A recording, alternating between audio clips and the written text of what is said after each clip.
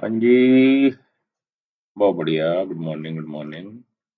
बाकी डिस्क्लेमर रुक जाओ। ये डिस्क्लेमर देख लो जी हैं। 1 2 3 4 5। अब आते हैं आज के एजेंडे पे। भाई किसी ने मेरे से पूछा था जेपी पावर और रतन पावर, ये दो स्टॉक्स हैं, ये आगे चल के कैसे परफॉर्म करेंगे या अभी के पीछे। तो आपको मैं दोनों का आपको एनालिसिस दिखा रहा हूँ बेस्ड ऑन ईएमएस।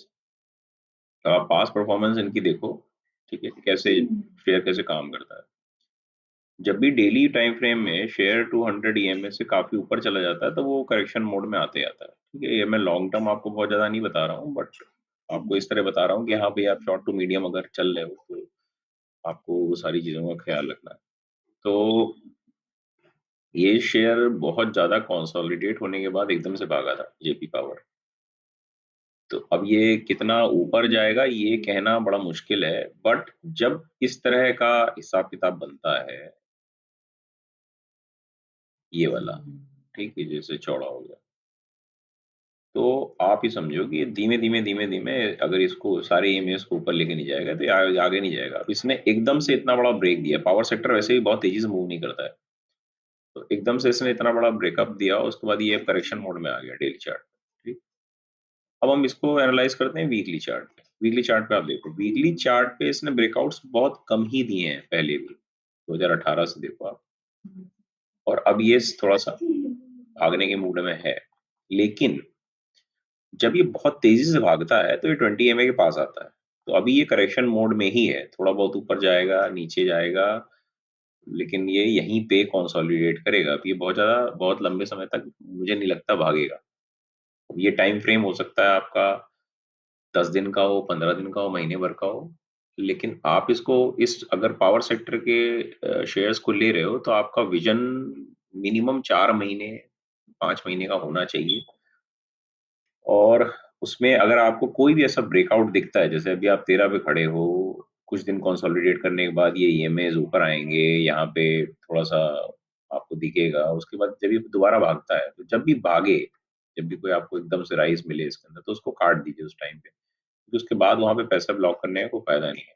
अभी वीकली पे एकदम से भागा है, इसने 3 लंबे कैंडल बनाए हैं, और अगर आप देखोगे तो पावर सेक्टर के लिए ये एक अच्छा वो है।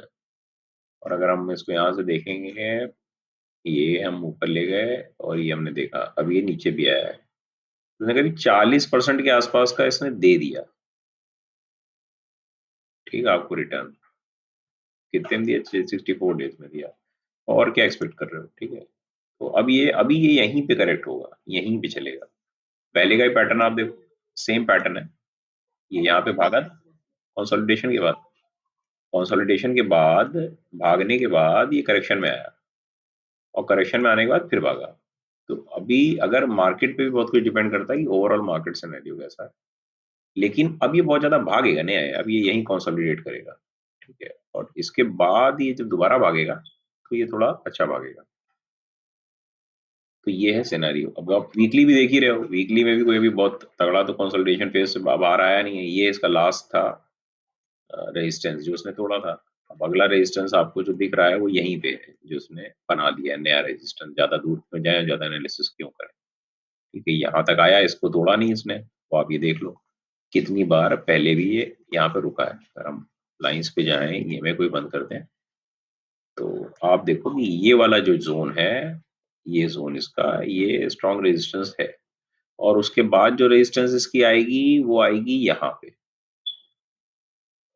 ये जोन आएगा रेजिस्टेंस का 17 पे।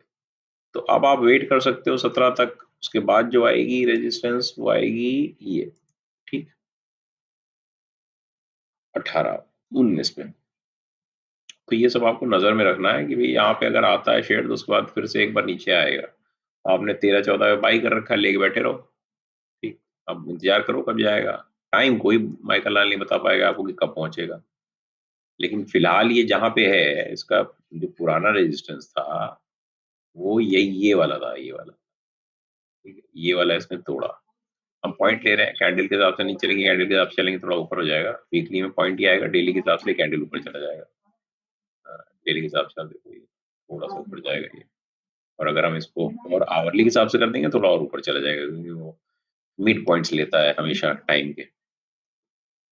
तो ये करंट सिनेरियो तो अभी ये बहुत ज़्यादा ऊपर नहीं जाएगा, ये करेक्ट करेगा क्योंकि वीकली में ही ये अपने ईएमएस को छोड़ के बहुत ऊपर जा चुका है। ये बहुत ही शार्प इसका राइज़ है। कुछ दिन यहाँ पे कंसोलिडेशन इसका बनेगा, अदरवाइज़ ईएमएस अपने आप को जस्टिफाई नहीं कर पाएँगे। ये हो गया आपका जेपी पावर। अब हम आते हैं रतन पावर पे। रतन पावर बहुत ज़्यादा तेज़ी से भागा है। तो अगर भैया जिसका प्रॉफ़िट इसमें हो रहा है, बुकिंग कर ले, नहीं तो ये तगड़े से गिरेगा और ये आपका आएगा यहाँ तक। यहाँ तक तो इसने आना ही आना है, ठीक है? अब ये वो कभी भी आ सकता है, 2 हफ्ते में आ सकता है 1 हफ्ते में आ सकता है, हो सकता है यहीं नाचे अभी बैठ के, लेकिन ये यहाँ तक आएगा, अगर इसको भागना है तो। नहीं भागना है तो और करेक्ट हो सकता है। तो ये मार्केट सिनेरियो पे डिपेंड करेगा, बट इतना तेज़ ये पहले भी जब भागा है, आप देखो ना स्पाइक लिया है इसने। वीकली चार्ट है ये भी, वीकली चल रहा है आप देखते रहिएगा। ये वीक पे भागा, तो उसके बाद फिर ये नीचे भी आया। आप ये देखो ये पहला वीक जून का रहा, फिर उसके बाद अगले वीक में आप देखो ये 12 जुलाई 28 से 12 मतलब 2 हफ्ते के अंदर ये इतना नीचे आया, 3 हफ्ते में इतना नीचे आया, 4 हफ्ते में इतना नीचे आया, ठीक है? तो अगर इन सब स्टॉक्स में जो इतनी तेज़ी से भागे हैं, आपने प्रॉफ़िट कमा लिया है तो निकल जाइए। बहुत ज़्यादा वेट ना करिए, इंट्राडे कर रहे हैं तो बात एक अलग की इंट्राडे की कहानी अलग रहती है, लेकिन ये इसका बहुत ही स्ट्रॉन्ग रेजिस्टेंस है, ये वाला जो मार्क्ड है। तो ये यहाँ पे वापस आएगा ही आएगा। 1 हफ्ते में, डेढ़ हफ्ते में, मैक्सिमम टाइम आप लगा के चलो 2 हफ्ते में ये इस पर्टिकुलर जगह पे आएगा ही आएगा। तो रतन पावर और जेपी पावर का ये एनालिसिस था। बाकी आपको अगर किसी भी शेयर का कोई एनालिसिस चाहिए तो मेरे को आप कमेंट कर सकते हो एंड मैं आपको एनालिसिस करके अगली वीडियो में बता दूँगा।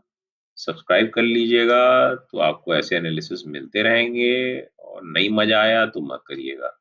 बाकी आपकी मर्ज़ी है, लाइक वाइक तो ऐसा है कि आजकल आदमी जब चाहता है तो कर ही देता है। उससे कुछ मिलना-मिलाना नहीं है, लेकिन एक वीडियो बनाने का मोटिवेशन बना रहता है। सोशल प्रूफ बड़ा ज़रूरी है।